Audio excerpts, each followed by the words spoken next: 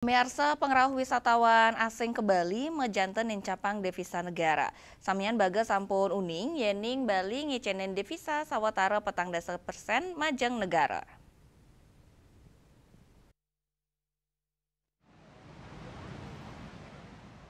Duaning asa punika manut Guru Besar Pariwisata Universitas Udayana, Profesor Dr. Iputu Anom Empar, patut kutreksain yening devisa sanekepul yang inucap wanta penglima kang jinah nglintangin produk domestik bruto utawi PDB. Nenten jo wanta jinah inucap ngeranjing dados pajak utawi fiskal.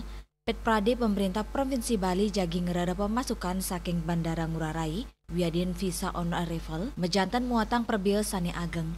Kini inucap sida keselahin, asapun napi pemarginyane Bali sida muliang dana bagi hasil utawi DBH. Lain halnya kalau pemerintah Bali mau pemasukan dari airport Ngurah Rai misalnya, kan lumayan tinggi itu. Ya.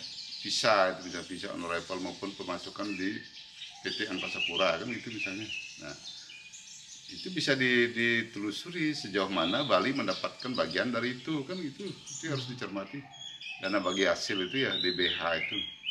Nah itu yang harus dibicarakan oleh pemerintah Bali dengan pemerintah pusat. Maksud diperjuangkan oleh anggota DPR RI asal Bali maupun DPD RI asal Bali untuk perjuangan di pusat supaya pemerintah Bali itu mendapat bagian yang lebih banyak lagi untuk pemasukan pariwisata, terutama sekali dari badan usaha milik negara yang beroperasi di Bali, baik itu airport maupun pelabuhan. Kan ini yang perlu harus ada aturan yang jelas, baru kita bisa mendapatkan dana seperti itu.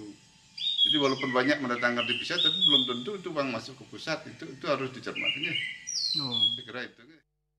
Mawinan Bali pindah ke tujuan pariwisata ring jagate, pemerintah pusat kap tiang sideng ngicinin uratian majeng Pemprov Bali, sane ngekspor jasa pariwisata, pemarginyane mangdane side sayan ageng kelimbakang inggian majeng Kramo Bali, wiaden Pemprov Bali.